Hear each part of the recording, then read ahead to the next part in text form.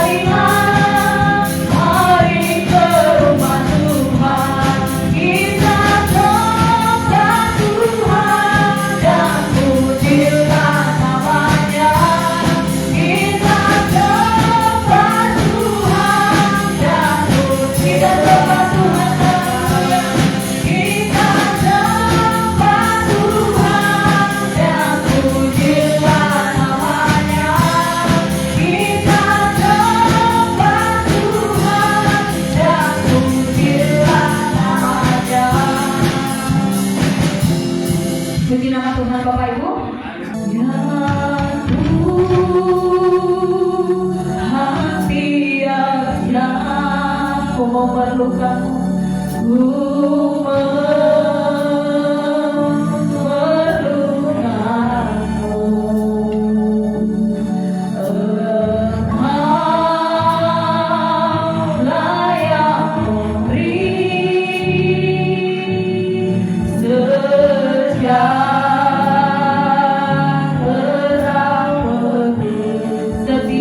ya Tuhan, setiap jam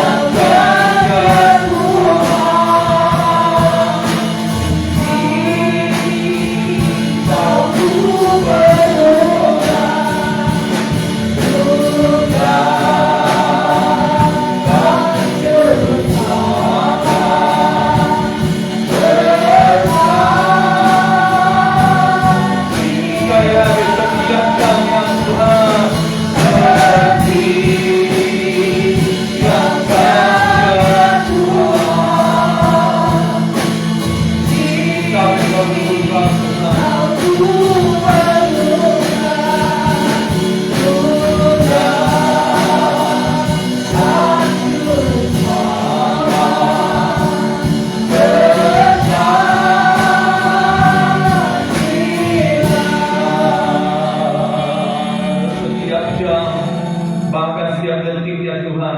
Dalam setiap desah nafas kehidupan kami perlu Kau Tuhan. Jangan pernah tinggalkan kami, jangan pernah biarkan kami sendirian. Tapi biarlah Tuhan senantiasa ada bersama-sama dengan kami, memegang tangan kami, memelihara hidup kami. Kami tahu Tuhan, dunia di mana kami berada ini dunia yang jahat hari-hari ini. Itu sebabnya kami perlu Tuhan. Tuntun setiap langkah kami Bapa, sertai kami, pegang tangan kami senantiasa. Kami perlu Engkau ya Tuhan. Itu sebabnya hari ini kami datang kembali di hadapan Tuhan.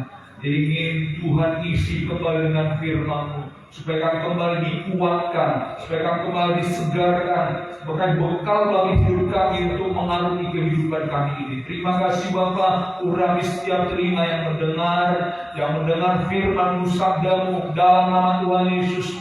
Tuhan urapi, bahkan yang mendengar lewat tayangan video juga Tuhan urapi. Kami menerima semua berkat Tuhan hanya karena Engkau bermurah hati bagi kami ya Tuhan. Lebih lagi murah hati-Mu terjadi bagi kami saat ini. Di dalam nama Tuhan Yesus Kristus, urapi hamba-Mu, biar Hamba menyampaikan isi hati-Mu dengan bahasa yang mudah, bahasa yang sederhana, supaya kami mengerti apa yang Tuhan inginkan di hidup kami. Di dalam nama Tuhan Yesus Kristus, kami siap mendengarkan sabda Tuhan. Haleluya, haleluya. Amin. Silakan duduk saudaraku. Minggu lalu kita sudah belajar kisah Yesus berjalan di atas air. Tapi kita ambil temanya, kita izinkan Tuhan naik di atas perahu kehidupan kita. Nah, beberapa minggu yang lalu juga kita sudah belajar bagaimana mengikuti Yesus. Nah, hari ini kita akan kembali fokuskan, tajamkan tentang mengikuti Yesus. Karena Tuhan katakan setiap kita muridnya. Ya, setiap kita adalah murid. Karena Tuhan ketika Dia akan naik ke surga, meninggalkan satu pesan kepada para murid. Ketika Dia di hadapan 500 murid-murid, ada sekitar 500 orang murid-murid di Bukit Zaitun, ada satu perintah yang menjadi amanah agung. Pergilah, jadikan segala bangsa muridku. Karena itu pergilah, jadikanlah semua bangsa muridku. Jadikanlah semua bangsa muridku. Artinya menjadi murid. Ya, menjadi murid. Nah, kita mulai dari ayat firman Tuhan hari ini, Lukas pasal yang ke-10. Ayat yang singkat, Lukas 10 ayat yang ketiga. Kita sama-sama baca 2-3 ya. Pergilah, sesungguhnya aku mengutus kamu seperti anak domba ke tengah-tengah serigala. Puji Tuhan. Gak kuat puji Tuhan ya. Kenapa? Tapi katakan domba di tengah-tengah serigala. Domba di tengah-tengah serigala. Artinya kita tahu serigala itu pemangsa, buas. Dia termasuk hewan karnivora. Dia pemakan, pemangsa, dan domba adalah mangsanya. Nah, Tuhan mengibaratkan kita, aku mengutus kamu seperti anak domba ke tengah-tengah serigala. Bukan domba, tapi anak domba yang lebih lemah lagi.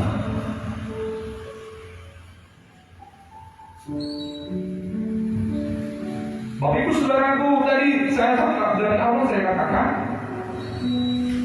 Tuhan menjadikan kita murid, ya, menjadikan kita murid.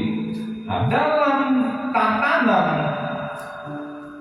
mengikut Yesus itu berlapis, ada berlapis-lapis, ya. Lapis yang paling luar, itu orang kebanyakan. Contohnya orang kebanyakan itu apa? Orang-orang yang mencari Yesus karena butuh diberikan makan, minum. Ingat peristiwa 5.000 laki-laki makan dengan 5 roti 2 ikan? Itu orang kebanyakan. 5.000 laki-laki. Minggu lalu saya katakan kalau kali 3 ada 15.000 orang. 15.000 orang. Suatu jumlah yang sangat luar biasa.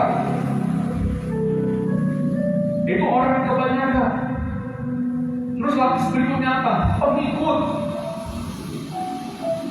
Yang mengikuti Yesus ke sana kemari. Kemana Yesus berangkat, kemana Yesus pergi, ada yang mengikuti Dia. Lalu apa lagi? Murid. Murid. Lebih sedikit lagi. Dan berikutnya 12 murid. Lebih sedikit lagi cuma 12. Dan ada murid inti, yaitu 3 orang. Yang kemana-mana kalau Yesus masuk dalam pergumulan, dia selalu bawa yang 3 orang itu. Pertanyaannya, kita ini ada di mana, saudara? Kita ini di mana? Apakah kita sebagai orang kebanyakan? Atau kita hanya sebagai pengikut? Atau kita sudah menjadi murid? Atau murid yang sudah lebih sungguh-sungguh lagi? Nah, kalau kita berbicara tentang murid, untuk naik tingkat, naik kelas, dari kelas 1 untuk naik ke kelas 2, dia harus mengikuti ujian. Amin. Harus ada ujian. Karena tanpa ujian tidak mungkin bisa naik kelas.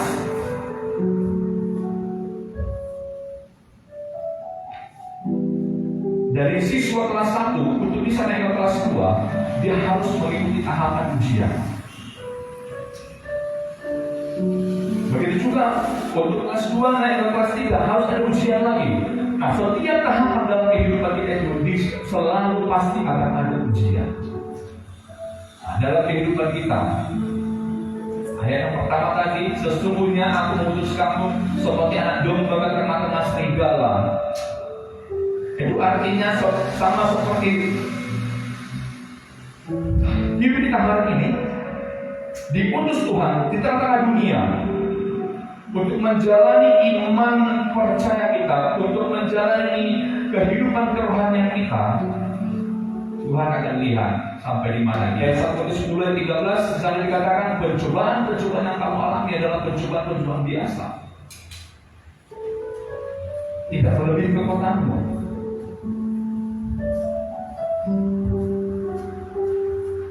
Pencobaan itu merupakan salah satu ujian untuk kenaikan tingkat kita. Nah, Bapak Ibu, pernahkah kita mengalami ujian atau pencobaan yang sama dan selalu berulang?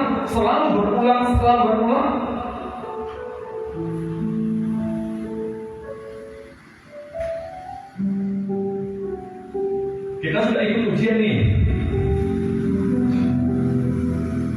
tapi ujiannya itu aja. Saya bawakan ke misalnya yang lagi sekolah.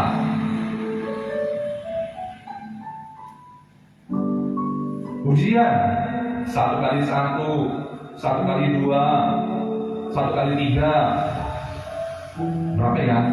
8. Nah, kalau diperiksa 1 kali 1, jawabnya 1, oke benar. 1 kali 2, 2, benar.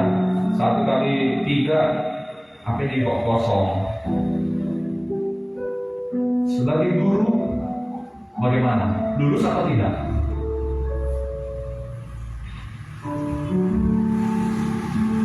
Kalau belum lulus, akan kembali ke ujian yang sama. Tapi kalau dia sudah lulus, ujian berikutnya udah mulai 5 kali 1, 5 kali 2, lulus itu naik lagi 8 kali, mungkin sudah yang perkalian 2 kali 2, 12 kali sekian, 13 kali sekian. Seorang murid ketika dia naik kelas, ujiannya juga akan tambah.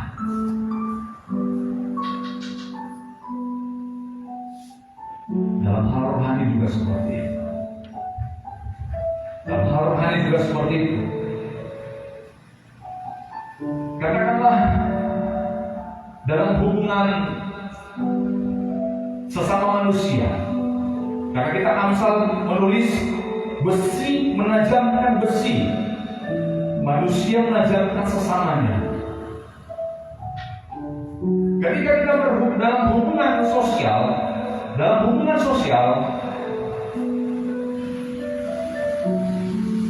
itu terjadi ujian. Dalam kehidupan sosial itu terjadi ujian. Apakah ujian ini lulus atau tidak tergantung respon kita. Ya, tergantung pada respon kita. Tergantung pada jawaban yang kita berikan atas ujian itu. Pertanyaannya, bisa nggak kita dalam hidup ini nggak usah ada ujian? Lurus-lurus saja hidup ini, lempeng-lempeng aja, gak ada apa-apanya. Bisa, boleh-boleh aja. Tapi itu bukan murid. Ya, berbahagialah kalau kita hari-hari ini jatuh dalam berbagai macam cobaan. Rasul Paulus pernah katakan itu. Karena ketika kita masuk dalam pencobaan, itu akan membuat kita tahan uji. Adalah sebuah kebahagiaan. Itu sebabnya kalau dalam anak sekolah dikatakan berbahagialah kalau sudah musim ujian. Artinya kita sudah layak untuk menyelesaikan tingkat yang sudah kita lalui. Pertanyaannya, ada enggak anak sekolah yang sudah belajar berapa minggu, berbulan-bulan belajar, pas mau ujian, maunya gak usah ujian. Gak usah ujian, langsung naik aja lah. Bisa? Gak bisa. Ikut Tuhan juga seperti itu. Ikut Tuhan juga seperti itu. Kita harus mengikuti ujian yang sudah Tuhan siapkan. Ingat, dalam 1 Korintus 10:13 dikatakan pencobaan yang kamu alami, pencobaan biasa, tidak melebihi kekuatanmu. Karena Allah itu setia. Ketika kamu dicobai, kamu dapat menanggungnya karena Tuhan menyiapkan jalan keluar. Tuhan menyiapkan jalan keluar. Jalan keluarnya lewat apa? Lewat firman Tuhan. Ketika kita baca firman Tuhan, ketika kita renungkan firman Tuhan, Tuhan bersiapkan. Sama seperti anak sekolah, ketika dia mau mengikuti ujian, katakanlah ujian mata pelajaran tertentu, kan sudah disiapkan pelajarannya. Tidak mungkin ada ujian tanpa dipelajari. Dulu saya masih ingat waktu sekolah. Kalau misalnya ada ujian dikeluarkan tapi belum dipelajari, waktu ujian itu kan kita kok bisa komplain, Pak, Bu, itu belum dipelajari. Kita belum belajar tentang itu. Dulu bisa komplain, tapi sekarang nggak bisa. Kenapa? Kurikulumnya udah beda.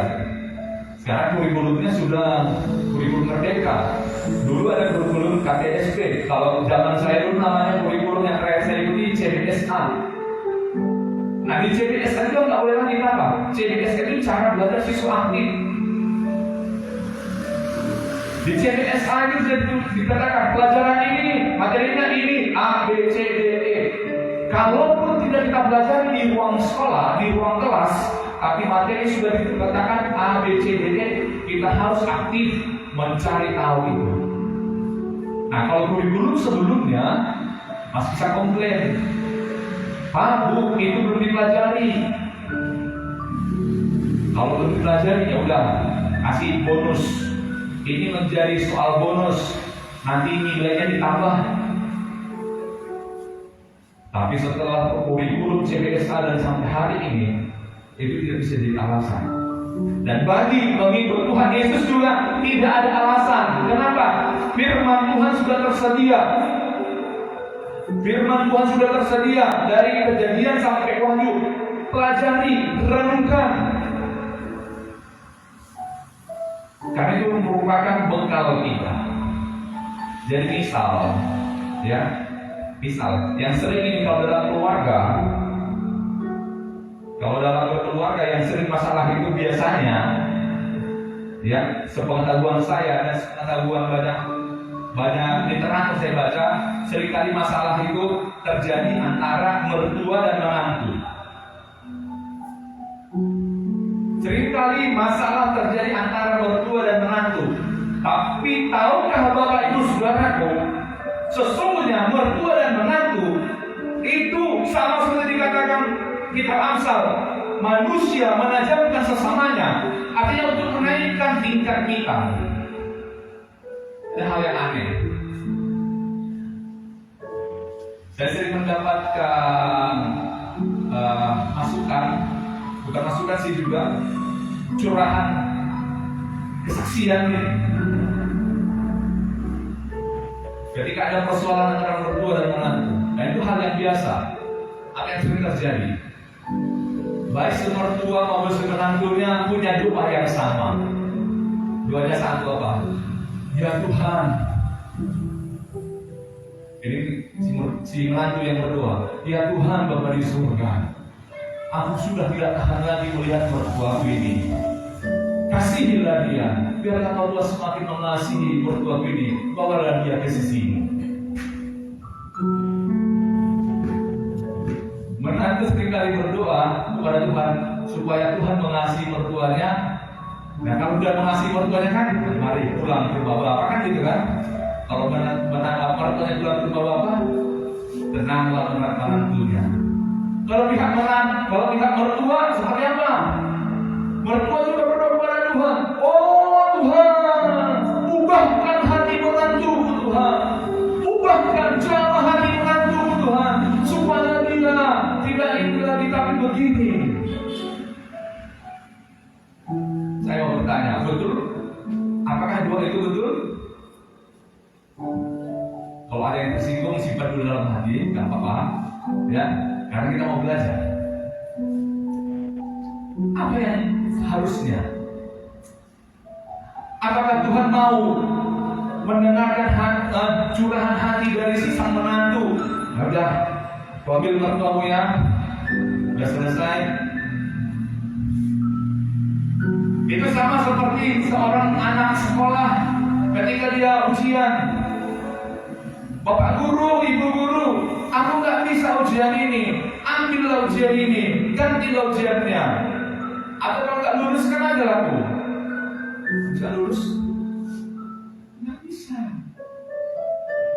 Karena yang diperlukan si siswa ini bisa menguasai materi itu. Nah bagi kita juga, Tuhan bisa aja menjemput si mertua karena sudah tua. Bisa aja, bukan gak bisa, gampang bagi dia. Karena bagi Tuhan, selesai bisa. Dan bisa aja juga bagi Tuhan untuk mengubahkan hati sang menantu sesuai dengan doa sang mertua. Mertua tadi berkata, Tuhan, di dalam doanya, Tuhan, jamah hati menantu ini supaya begini, supaya begini. Bisa, karena kitab Amsal berkata apa? Hati itu di tangan Tuhan. Bisa Tuhan belokkan seperti air. Mau kemana Tuhan buat? Bisa. Bukan gak bisa, gampang bagi Tuhan. Tapi masalahnya itu kan jalan keluar bagi kita. Bukan jalan keluar bagi sang menantu maupun sang mertua, bukan. Jalan keluar apa? Yang Tuhan mau. Sang menantunya berubah atau mertuanya berubah. Ubah hatiku seperti salju, ubah hatiku seperti dirimu. Yang Tuhan mau kita yang diubah. Amin. Yang Tuhan mau kita yang diubah, bukan orang lain yang berubah supaya kita bisa berjalan dengan tenang. Tidak. Tuhan katakan tadi, kamu aku utus seperti anak domba di tengah-tengah serigala. Bukan Tuhan katakan aku utus kamu anak domba di kumpulan domba-domba. Enggak, tapi di tengah-tengah serigala supaya kita bertahan.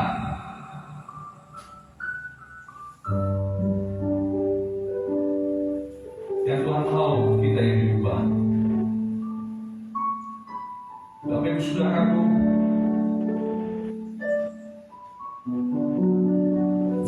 bicara bukan asal bicara. Bertahun-tahun saya ikuti proses. Dan saya sering juga dalam proses ini berontak kepada Tuhan. Berontak, tidak bisa terima. Bahkan sering juga saya katakan seperti lagunya, apakah salahku dan apakah dosaku hingga aku seperti sering kali seperti itu. Apa salahku, apa dosaku ya Tuhan? Aku sudah mengerjakan ini, aku kerjakan ini, tetapi kok begini saja.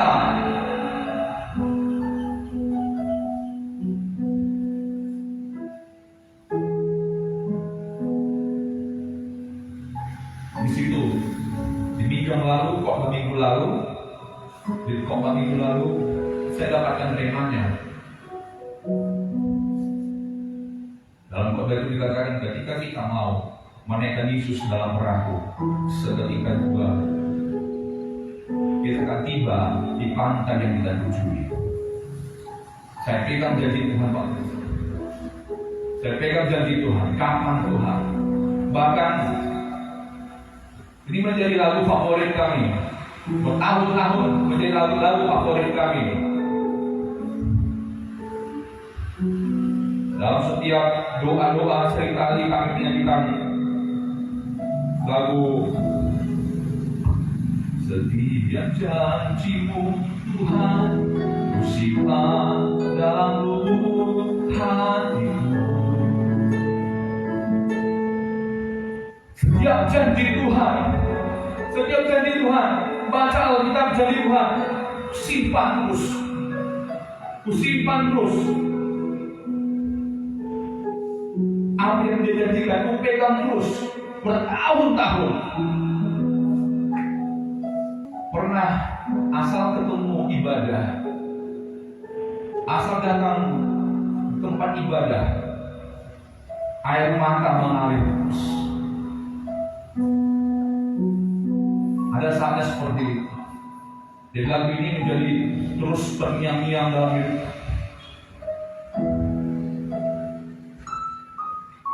Lewati setiap masalah yang tetes air mata dalam hidupku.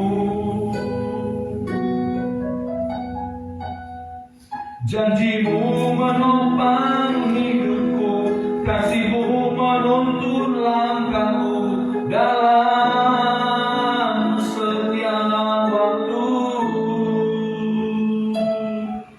Penolongku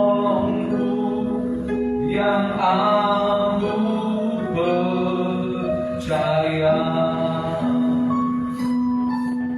Hari itu saya ketemu, baca dalam kitab Daniel, ketika Sadrak Mesak Abednego akan dimasukkan dalam dapur api. Mereka akan dimasukkan dalam dapur api karena mereka komitmen tidak mau menyembah kepada patung yang didirikan Nebukadnezar. Melihat respon seperti itu, raja katakan panaskan 7 kali lipat. Apa respon Sadrak Mesak Abednego? Kalau Tuhan tolong kami, dia tolong. Tapi kalau Tuhan tidak menolong kami, kami tidak akan menyembah kepada patung itu. Kami akan tetap menyembah kepada Bapa kami, Yahweh Elohim. Sampai ke posisi itu. Karena bagaimana mungkin kita berterima kasih kalau ada dalam kesesatan. Tapi hari itu saya belajar di proses Tuhan. Saya ulang lagunya dari awal. Setiap janjimu Tuhan untuk hatiku, setiap masalah yang tetes air mata dalam hidupku. Janjimu menopang hidupku, kasihmu menuntun langkahku dalam setiap waktu. Tolongku.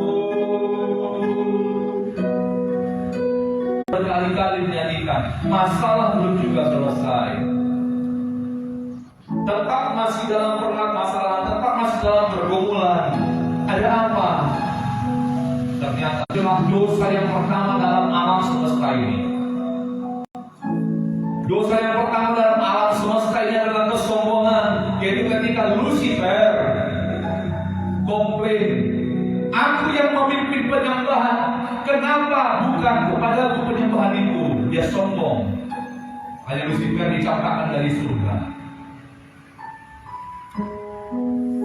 Dan Tuhan tanggalkan kesombongan dalam hidup saya. Tuhan proses sehingga Bapak Ibu Saudaraku untuk mendapatkan penghidupan sehari-hari pun saya harus mulai tidak ada kesombongan sama sekali. Apapun yang bisa dikerjakan saya akan kerjakan. Saya lalui.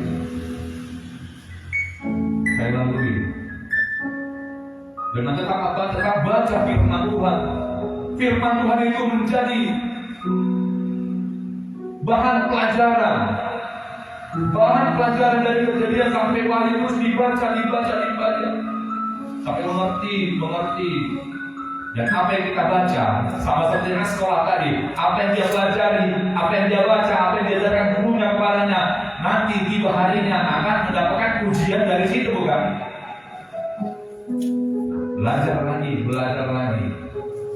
Belajar terus.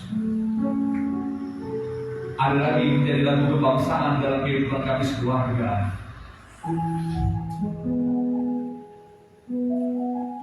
Karena setiap musim berganti, Tuhan tetap menolong. Musim akan selalu berganti, kasih Tuhan tetap abadi,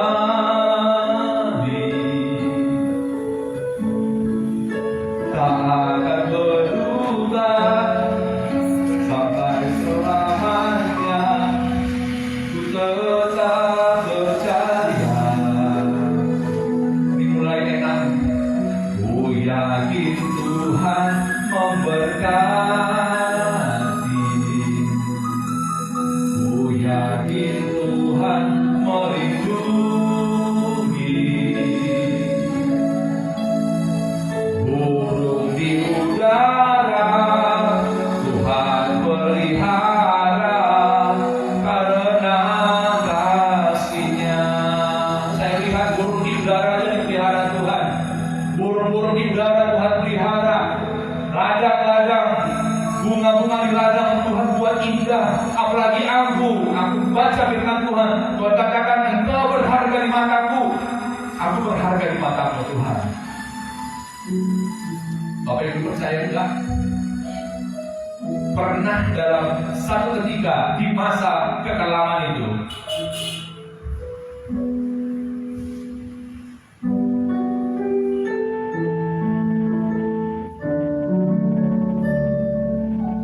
kami hanya makan satu kali satu hari, kecuali aku.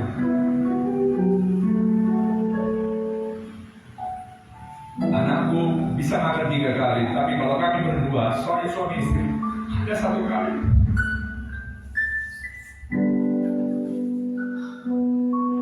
Apa yang terjadi Tuhan? Apa yang harus kulakukan Tuhan? Itu dalam hati. Tuhan proses terus. Dan menjadi rema. Tuhan selalu menolongku, selalu menjagaku. Dia menyangkanku dan peliharaku seumur hidupku.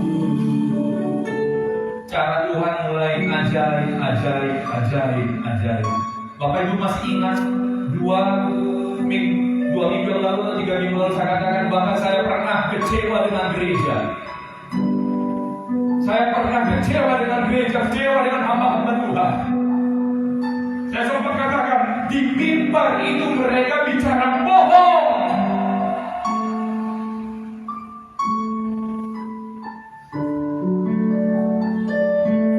Di mimbar mereka bicara kamuflase. Maaf, mungkin yang lain nengok tayangan video ini. Saya berani ngomong karena saya punya pengalaman sendiri. Dalam daftar telepon saya ada beberapa hamba Tuhan. Saya coba hubungi, Pak, begini. Oh iya Pak, begini iya Pak, nanti kita doakan Pak. Kami tidak butuh doa, kami butuh uluran tangan, kami butuh tindakan nyata. Emang doa bisa bikin kenyang? Sampai posisi itu Bapak Ibu Saudara. Sampai posisi itu. Tapi syukur kepada Tuhan. Sama seperti Elia dipelihara oleh burung gagak. Elia dipelihara oleh burung gagak. Burung gagak menyediakan makanan untuk dimakan Elia. Saya juga mengalami itu. Ada orang-orang yang dalam tanda kutip bukan orang rohani, jauh dari masalah-masalah hal rohani. Tapi dia berkata, oh Pak Para, apa yang bisa saya bantu Pak Para? Saya cerita begini. Udah nggak apa Para, enggak bisa kita bantu. Dan bukan hanya ngomong-ngomong biasa. Istilah Pak Prabowo ngomong-ngomong, bukan. Ada orang yang tidak kita kenal, Tuhan siapkan. Tuhan selalu menolongku, selalu menjagaku. Dia mengenyangkanku dan peliharaku seumur hidupku. Tuhan pelihara, caranya ajaib. Hari demi hari boleh berlalu, proses demi proses berlalu. Walaupun kadang-kadang saya komplain, Tuhan kenapa begini, tapi Tuhan ingatkan, aku bisa saja mengubah itu, tapi yang penting bagimu engkau yang perlu berubah. Bapak Ibu, kalau kita masuk dalam masa percobaan, bukan ujiannya yang harus kita ubah, bukan kertas ujiannya yang kita ubah, tetapi kertas ujiannya kita harus selesaikan. Dan kalau belum bisa kita selesaikan, belajar lagi. Ketika kita siap untuk ujian, diuji lagi. Itulah hidup Tuhan. Haleluya.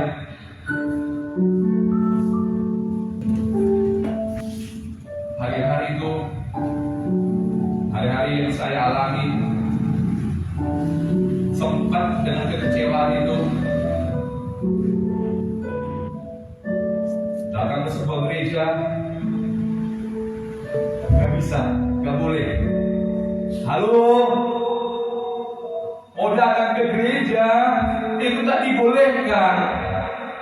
Maaf kalau nanti ditayang video dia ada yang melihat ini, maaf, ini kejadian sesungguhnya, pengalaman. Kenapa? Apa yang membuat saya seperti itu? Apakah saya mengajar pengajaran yang salah kah? Saya hanya mengajarkan bagaimana untuk hidup benar. Saya hanya mengajarkan apa yang ditulis dalam Alkitab, tidak ada yang lain, tidak saya tambah-tambahi, tidak saya kurang-kurangi. Dan apa yang saya ajarkan terlebih dahulu itu sudah saya praktekkan. Dan maaf kalau hari-hari ini ada banyak pengajar-pengajar yang tidak sesuai apa yang diajarkan dan apa yang dipraktikkan kehidupannya. Kalau boleh saya katakan, itu adalah pengajar-pengajar sesat. Walaupun hari-hari ini boleh memiliki pelayanan luar biasa, bahkan boleh menjadi pejabat-pejabat dalam gereja, tapi kalau apa yang diajarkan tidak sesuai dengan apa kehidupan dia, tidak baik.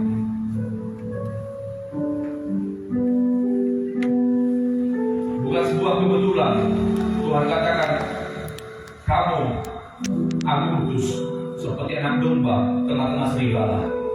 Serigala ini buas. Dan satu keyakinan yang saya pegang, Tuhan tidak akan mengizinkan melebihi kekuatan. Saya tahu hari ini pasti istri saya sedang melihat, dia di live streaming, dia lihat ibadah kita hari ini. Dia menjadi saksi hidup bagaimana tetesan air mata terus mengalir mengikut Tuhan. Jadi kalau dikatakan ikut Tuhan itu pasti diberkati, ya amin. Ikut Tuhan itu pasti senang. Nanti ya, kalau engkau betul-betul murid, engkau akan diproses hingga harinya nanti sukacita itu luar biasa. Jadi jangan takut ikut Tuhan, Bapak Ibu Saudara, jangan takut. Gak perlu takut. Ikut Tuhan itu luar biasa enak, memang betul.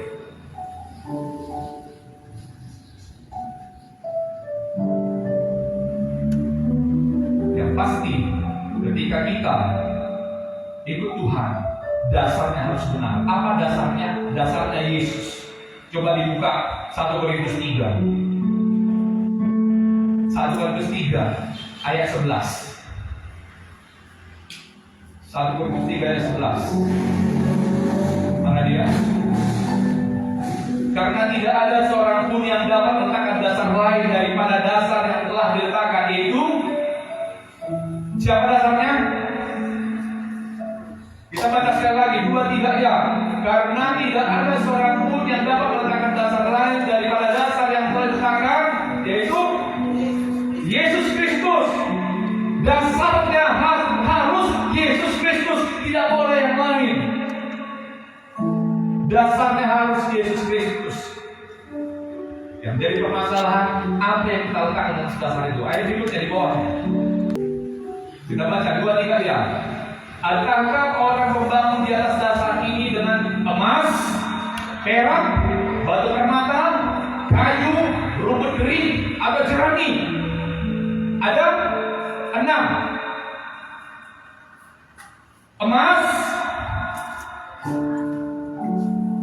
perak, batu permata, kayu, rumput kering, jerami. Di atas dasar Yesus Kristus. Apa yang mau kita bangun? Mau enak-enak aja, simpel-simpel aja, jerami, rumput kering itu simpel. Kayu itu lebih simpel, masih simpel. Tapi kalau kita mau bangun di atas emas, perak, batu permata, itu jadi indah. Kenapa?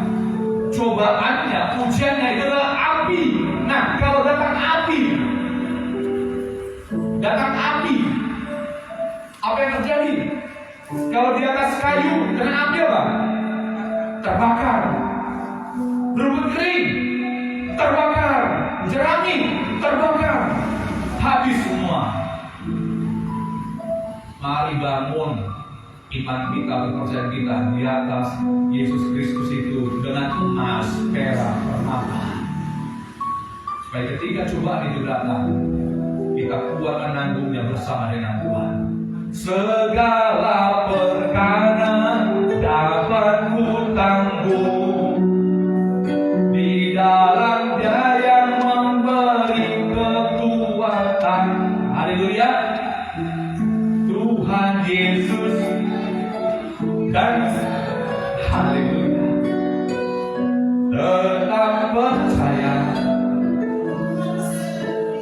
Tuhan setia, amin. Segala perkara dapat ku tanggung di dalam Dia yang memberi kekuatan. Tuhan Yesus, haleluya. Tetap percaya Tuhan setia. Dia pasti menolong. Kalau hari ini, hingga hari ini kami boleh dalam pemeliharaan Tuhan yang luar biasa, itu bukan karena kuat dan gagah kami, tapi itu karena semata-mata oleh karena Tuhan. Saya kasih kesaksian dari anak saya ini. Ketika anak saya dia mengajukan, dia kuliah di ITB, ya, ITB. Bapak Ibu tahu kan kalau ITB bawa kuliahnya itu nggak ecek-ecek, nggak kare-kare kan, bawa kuliahnya kan. ITB itu luar biasa, bawa kuliahnya UKT itu 12,5 juta. Ketika dia mengajukan, dapat beasiswa, dia menulis kesaksian dia. Dan ketika saya baca kesaksiannya, air mata saya menetes. Dia katakan, saya harus belajar karena di tengah-tengah banjir, rumah kami banjir, ada air. Air dari bawah datang, kalau lagi hujan dari atas juga datang. Tapi saya terus belajar. Aneh memang. Tapi dia ajukan itu. Dan Tuhan luar biasa. Sampai dia selesai, Tuhan cukupkan semuanya. Dia dapat beasiswa. Haleluya. Haleluya. Bukan hanya beasiswa, dia juga kemarin dapat uang saku. Tiap bulan dapat uang saku. Kalau secara akal pikiran, tidak mungkin bisa sampai kuliah di ITB. Tapi oleh karena kemurahan Tuhan, proses. Jangan lihat hari ini, tapi lihat prosesnya. Bertahun-tahun yang lalu seperti apa. Bertahun-tahun yang lalu seperti apa. Dan ikut Tuhan, ingat, saya sadar, ikut Tuhan itu bukan instan. Ikut Tuhan itu bukan instan, tapi ada proses. Nah, ketika proses itu akan menjadi manis. Kenapa? Karena orang yang dikasihi Tuhan akan dia proses. Ada dua ayat yang terakhir ini. Tidak bagus sebanyak-banyak. Ibrani 12 ayat 6. Karena Tuhan menghajar orang yang dikasihinya, dan ia menyesah orang yang diakuinya sebagai. Haleluya. Kalau kita masuk dalam pencobaan, kalau masuk dalam ajaran Tuhan, karena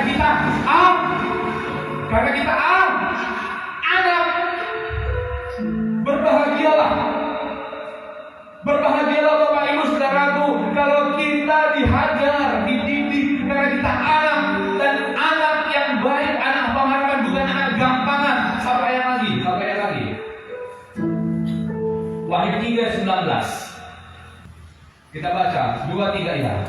Barang siapa aku kasihi, ia kutegur dan kuhajar. Sebab itu relakanlah hati dan bertobatlah. Haleluya. Apakah engkau dikasihi Tuhan?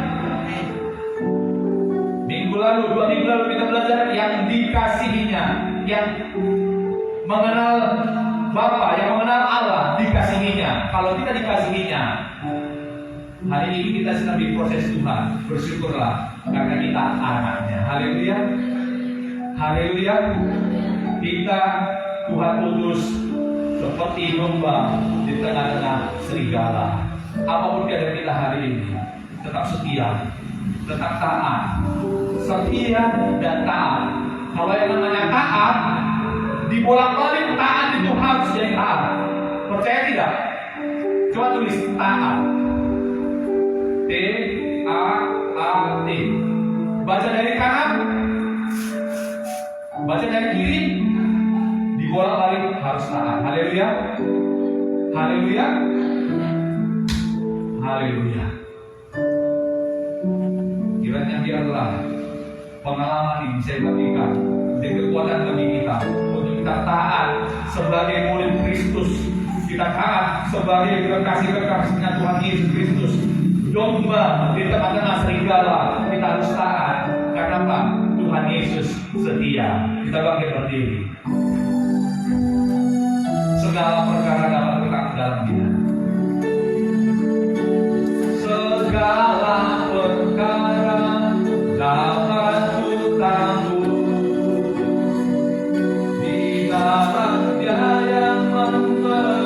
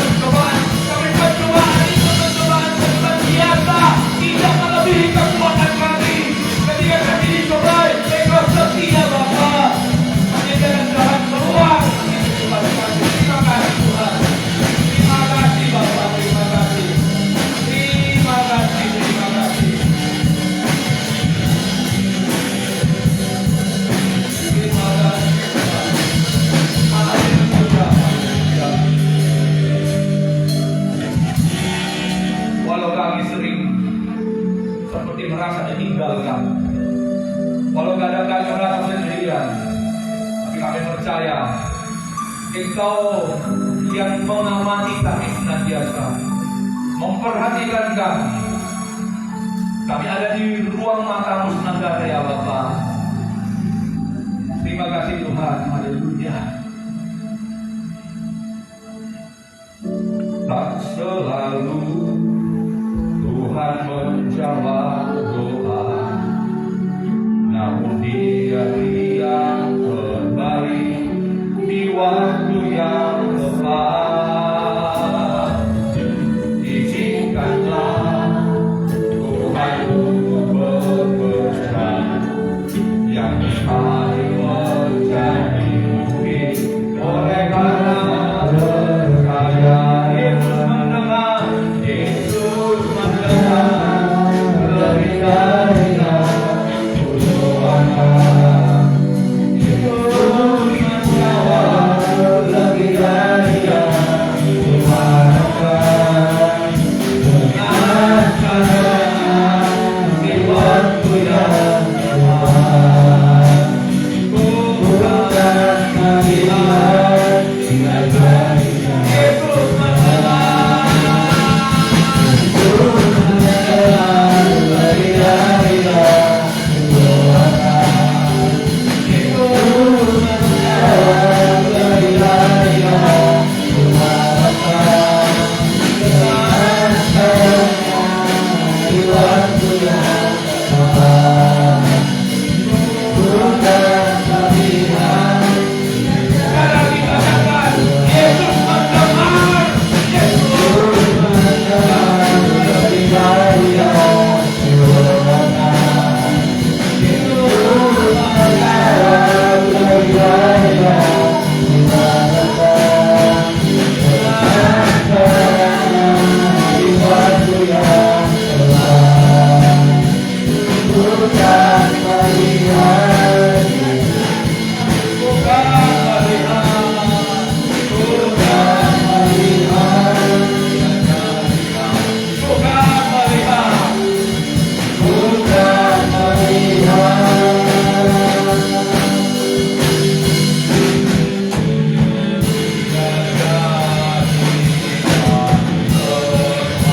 Haleluya. Haleluya. Haleluya. Haleluya. Kami menanti-nantikan waktu-Mu yang tepat untuk menjawab pergumulan kami, Bapak. Kami percaya waktu yang tepat sudah Kau sediakan bagi kami, sehingga kami dapati seperti bangunan di atas Yesus Kristus dasar kami yang terbuat dari emas, perak, permata. Walaupun api cobaan itu datang, kami percaya karena Kau mengasihi kami dan Kau setia, dan kami akan mendapatkan mujizat nyata bagi kami. Terima kasih Tuhan. Terima kasih untuk firman-Mu. Terima kasih untuk segala sesuatu yang dalam ibadah hari ini. Kami berdoa Tuhan, dari segala Tuhan lipat atas setiap kami yang hadir.